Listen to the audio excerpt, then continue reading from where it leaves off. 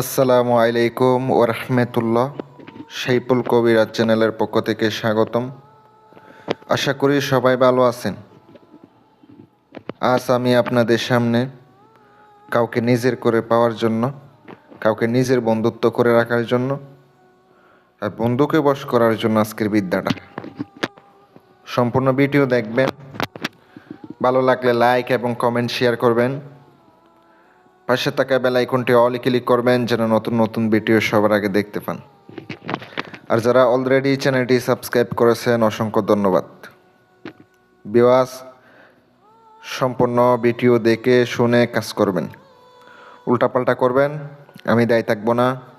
কেউ যদি ফলাফল না পান, আমি দায়ী থাকবো না, কারণ আমি বই থেকে সরাসরি দিয়ে দিছি। এগুলা কোনো গুরুবিদ্যা না, ডাইরেক্ট বইয়ের বিদ্যা। এগুলা পুরনো বইয়ের বিদ্যা। যদি মনে চায় করতে পারেন। মন থেকে যা দেব মন থেকে দেব, যেন কাজ করতে পারেন। আর নকশাটি যেটা দেখতে পাচ্ছেন, নিয়ম তো ওখানে দেওয়া আছে, কিন্তু ভাই এখানে শুধু বলা আছে, আমি একটু আপনাকে তো পড়ে শোনাই। কাউকে নিজের বন্ধুত্ব হিসেবে পাইতে চাইলে সেই নিয়তে ইহা যে কোনো একটি তাবিজ লিখিয়া সরিষার তেলে আগুনে জ্বালাইবে। শুধু এতটুকু বলা আছে, আর কোনো গুপ্ত বেদ, কোনো নিয়ম তেমন কিচ্ছু নাই। আপনি শুধু লিখে সরিষার তেলে জ্বালাইলে হবে এমন না, তাহলে বশ হয়ে যাবে এমন না। এগুলো অনেক নিয়ম বিধি আছে, অনেক কিছু আছে। প্রত্যেকটা নিয়ম আমি আপনাদেরকে বলে দিতেছি, প্রত্যেকটা গোপন বেদ আমি বলে দিতেছি, যেটা যেন কাজ করে আপনি উপকৃত হইতে পারেন। অনেকে মনে করে কিতাবে যা আছে লিখলাম, কাজ করলাম, হয়ে গেছে। কখনো হবে না। ওস্তাদ ছাড়া, ওস্তাদের গোপন বেদ ছাড়া, গোপন নিয়ম ছাড়া কখনো কাজ করে উপকৃত হবেন না। হাজার কাজ করেন, লক্ষবার কাজ করেন, কখনো হবে না। আমি আপনাদেরকে বলি, আপনার উদ্দেশ্য নিয়ত ভালো থাকতে হবে, হালাল উদ্দেশ্যে কাজ করতে হবে। মনে করেন আপনি কাউকে নিজের বন্ধুত্ব হিসাবে পাইতে চান, ঠিক আছে। এগুলা কোনো ভালোবাসার মানুষকে না, ধরেন আপনার নিজের বন্ধুকে অথবা কাউকে বশ করে রাখতে চান, এটা প্রয়োগ করতে পারেন।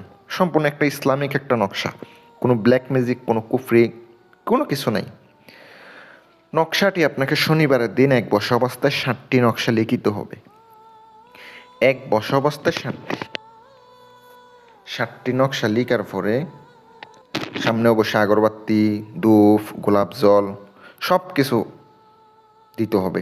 গোলাপ জল ছিটাইয়া দিবেন, আগরবাতি জ্বালাবেন 5-6টা, ধূপ জ্বালাইবেন।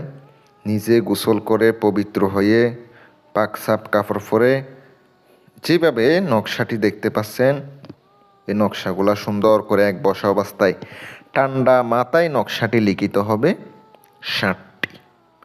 কাগজের মধ্যে লিখতে পারেন। নকশার নিচে আপনি যারে বশ করবেন, ওই কাঙ্ক্ষিত ব্যক্তির নাম, এবং যদি ছেলে হয়ে থাকে ছেলের বাবার নাম, আর যদি মেয়ে হয়ে থাকে মেয়ের মায়ের নামটা লিখিতে হবে। তারপরে আপনাকে নকশাটি যেটা দেখতে পাচ্ছেন 7টি একই নিয়মে লিখে বাস করতে হবে। আপনারও নাম লিখতে হবে, ওনারও নাম লিখতে হবে। অমুকের কন্যা অমুককে, অমুকের পুত্র অমুকের বশ করিয়া দাও, এইভাবে লিখতে হবে। অমুকের কন্যা অমুক, অমুকের পুত্র অমুক। উল্টাপাল্টা করবেন, কাজ হবে না, তখন আমি দায়ী থাকতে পারবো না।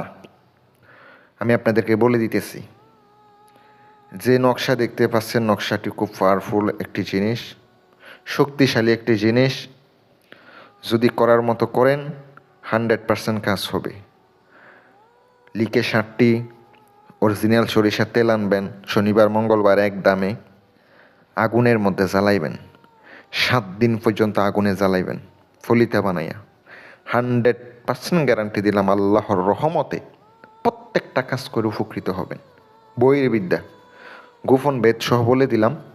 যদি পারেন তার চেহারা কল্পনা করে তার ছবি সামনে রেখে নকশাটি লিখিবেন, অবশ্যই আপনার কাজের উপকৃত হবেন। যদি ভালো লাগে চ্যানেলটি সাবস্ক্রাইব করে পাশে থাকেন। যদি কোনো কাজ করা লাগে, আমি সাইফুল কবিরাজ, আপনারা আমারে ফোন দিয়ে হোয়াটসঅ্যাপ ইমো আছে, যোগাযোগ করবেন। আসসালামু আলাইকুম ওয়া রাহমাতুল্লাহ।